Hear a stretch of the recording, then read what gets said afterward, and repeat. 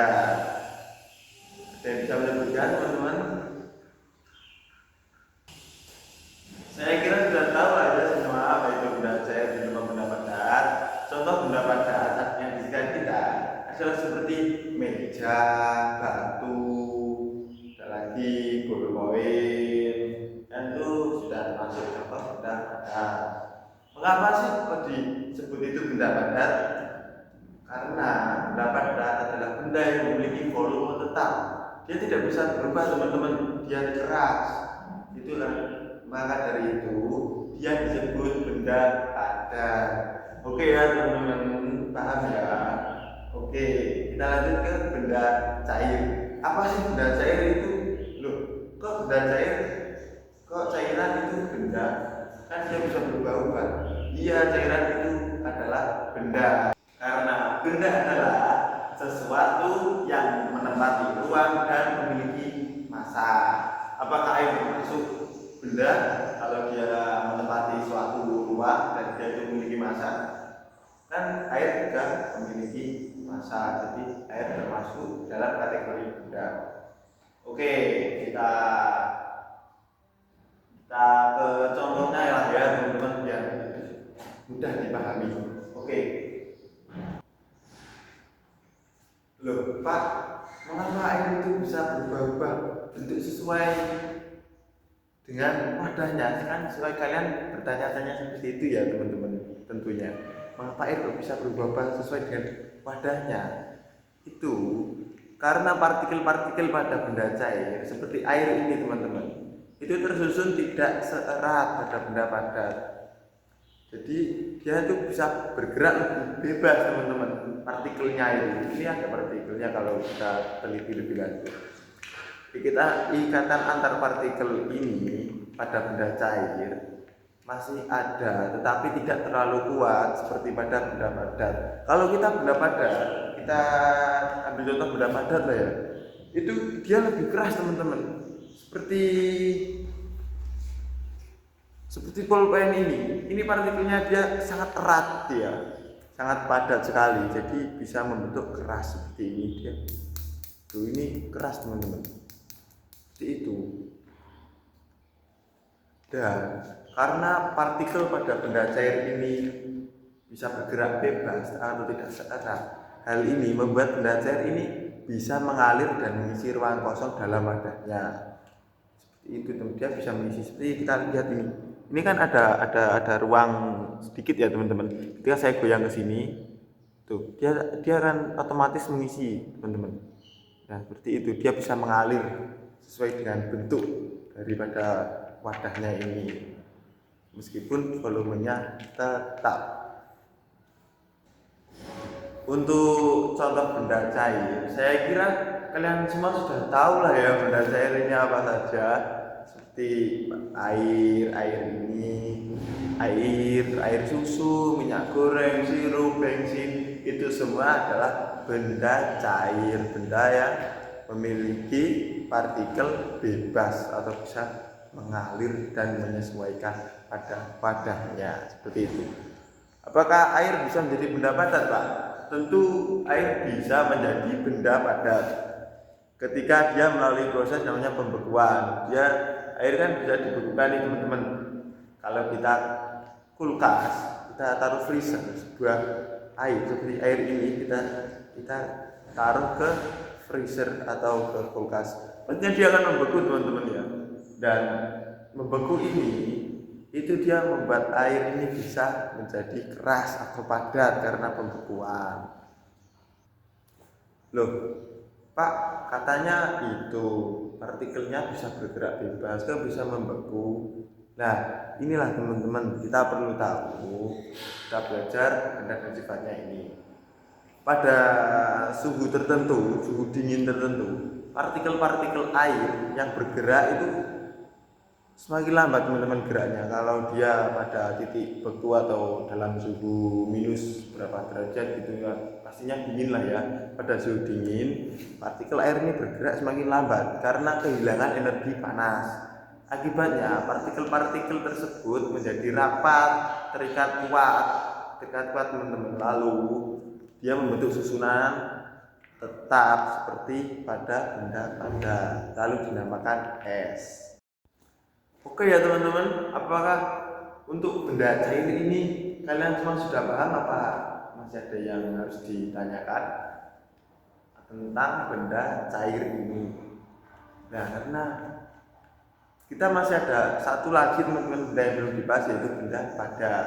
Saya kira untuk benda cair kalian semua sudah paham lah ya, benda cair itu contohnya apa, kenapa dia bisa mengalir, kenapa dia bisa menyesuaikan bentuk seperti pada wadahnya ketika dipindahkan, seperti itu. Jadi saya kira sudah tahu lah ya. Contohnya itu kan tadi sudah Bapak terangkan. Contohnya seperti air, susu, terus sirup, bensin, seperti itu, yang bersifat cair atau bisa menyesuaikan bentuk pada wadahnya dan bisa mengalir, itu disebut benda cair. Oke, kalau sudah paham semuanya, sudah tidak ada yang perlu diulas mengenai benda cair ya teman-teman. Kita lanjut ke benda padat. Oke, kita lanjut ke benda padat ya teman-teman.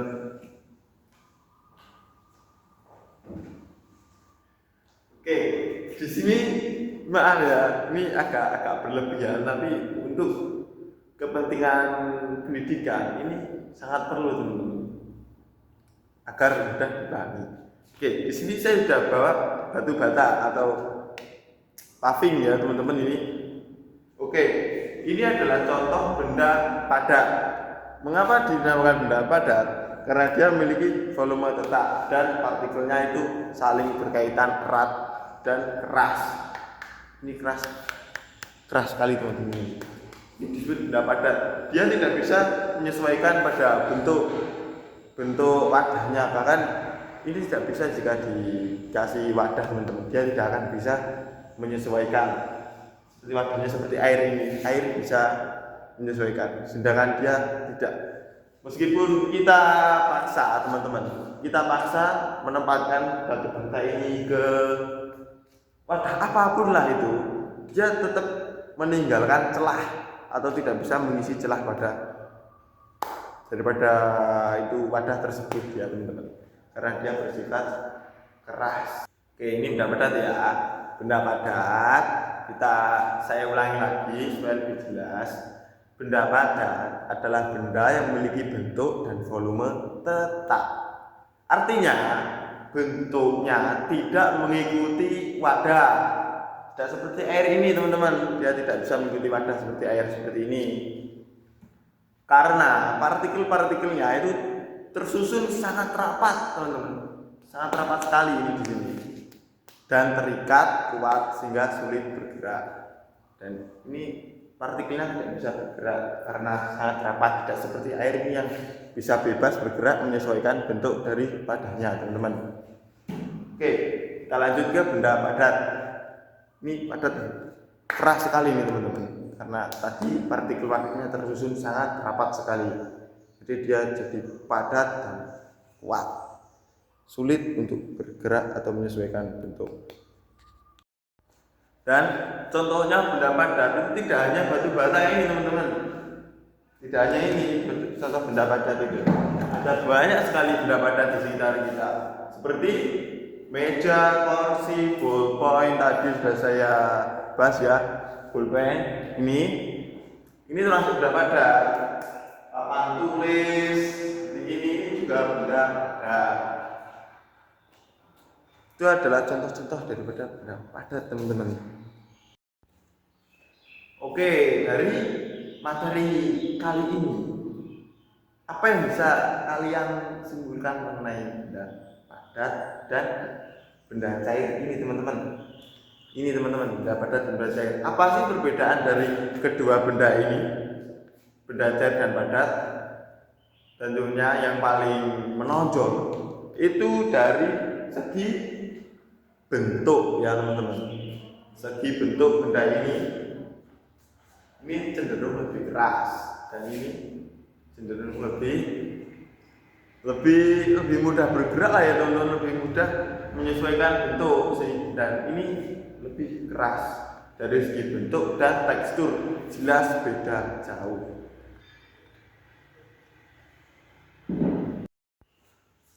Oke, kita kali ini juga akan membahas sifat-sifat benda. Sifat-sifat benda umum berdasarkan wujudnya. Wujud benda pada bentuk tetap. Benda padat itu selalu memiliki bentuk yang tetap, teman-teman. Volume juga tetap. Kalau wujud benda cair, tadi apa teman-teman? Benda cair tadi mengikuti wadah. Ya, benda cair bisa mengikuti wadah, bisa mengalir karena partikel-partikelnya itu tidak tersusun rapat. Tetapi benda cair ini memiliki volume yang tetap juga, sama seperti benda padat. Namun bentuk dari benda cair ini berbeda. Dia bisa mengikuti wadahnya, dia bisa mengalir. Oke, dari materi tadi, benda itu juga bisa berubah wujud. Benda bisa mengalami perubahan wujud karena perubahan suhu. Juga bisa seperti itu, teman. Contoh sederhana saja, mencair.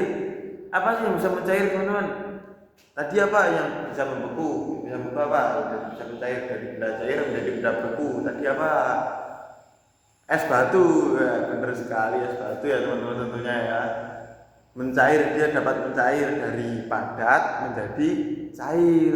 Misalnya tadi es terkena panas, dia menjadi cair lagi, teman-teman. Lalu ada juga perubahan wujud benda menjadi membeku. Nah, kebalikannya dari tadi, teman-teman. Kalau tadi mencair, kali ini adalah membeku. Oke, membeku, cair menjadi padat, betul sekali. Misalnya air dimasukkan ke freezer, dia akan menjadi es karena prosesnya tadi partikel-partikel tadi terkena suhu yang rendah di suhu dingin, dia menjadi bergeraknya itu tidak cepat, jadi lambat, lalu dia mengeras, terikat, jadi terikat lalu mengeras. Seperti itu ya, teman-teman, karena kehilangan suhu panas. Seperti itu ya, teman-teman. Tentunya kita ini pasti bertanya-tanya lah ya, kok kita belajar seperti ini ya? Perlu apa tidak ya kita belajar memahami benda-benda di sekitar kita? Kan ini sudah pasti terlihat dan pasti bisa dipahami dengan mudah. Kenapa kita harus belajar memahami sifat benda? Apakah ini penting? Ya, ini sangat penting, teman-teman. Memahami sifat benda agar kita dapat memanfaatkannya dengan baik dalam kehidupan sehari-hari, karena kita tahu ilmunya. Seperti itu, teman-teman. Baik ya, saya kira tadi sudah banyak lah ya yang saya ajarkan dengan kalian semua. Banyak sekali, dari benda cair, benda padat, proses membeku, proses mencair, pengertian dari benda padat. Saya berikan contoh tadi batu bata, pulpoin, meja, papan tulis, benda cair. Kenapa dia bisa berubah bentuk menyesuaikan dengan wadahnya, kenapa dia bisa mengalir, dan contoh-contohnya banyak sekali ya, teman-teman, yang sudah saya ajarkan kali ini. Untuk materi lebih lanjut, kita bisa mengecek di modul ajar yang sudah Bapak buat. Di situ banyak sekali pengetahuan yang menarik. Ada juga latihan soal di situ, kalian ada tugas kelompok, banyak sekali. Tentunya seru lah ya ketika kita belajar berkelompok gitu, kita membuat suatu karya, membuat poster, lalu kita tempelkan di sini gitu, ada nama kita, tentunya bagus sekali. Kita bisa lanjut di modul ajar yang telah Bapak buat. Tentunya itu untuk kepentingan kalian sendiri, teman-teman. Oke ya, teman-teman. Itu untuk kelanjutannya kita ke pertemuan depan. Kita cek, kita bahas modul ajar dari yang pertama, apa itu benda. Nah, sampai ke latihan soal yang sudah Bapak buat. Nggak susah lah ya, karena di sini sudah Bapak jelaskan sedemikian rupa dari benda, wujud benda, benda cair, benda padat, contohnya, prosesnya, perubahan wujud benda, itu seperti itu kan. Karena sudah saya terangkan, pastinya itu menjadi sesuatu yang tidak sulit lagi, sudah mudah karena sudah dikasih tahu ya. Oke ya teman-teman, untuk pertemuan kali ini sebagai penutup pembelajaran ini, kita dapat menyimpulkan bahwa benda memiliki berbagai wujud, yaitu padat dan cair, yang masing-masing memiliki sifat khusus. Dengan memahami sifat-sifat benda, kita dapat mengenali, memanfaatkannya, serta merawat benda-benda di sekitar kita dengan baik. Semoga ilmu ini bermanfaat dan dapat diterapkan dalam kehidupan sehari-hari. Oke ya teman-teman, untuk pertemuan kali ini kita akhiri di sini saja. Enggak ada pertanyaan yang perlu ditanyakan atau tidak, saya kira tidak ada ya teman-teman. Kita lanjut ke pertemuan yang akan datang. Untuk materi lebih lanjut, kita bisa melihat modul ajar yang telah Bapak buat. Baiklah anak-anak, pembelajaran kita hari ini sudah selesai ya. Terima kasih atas perhatian dan kerjasamanya. Semoga ilmu yang kita pelajari hari ini bermanfaat dan dapat kalian terapkan dalam kehidupan sehari-hari. Sampai jumpa pada pembelajaran berikutnya. Tetap semangat belajar ya.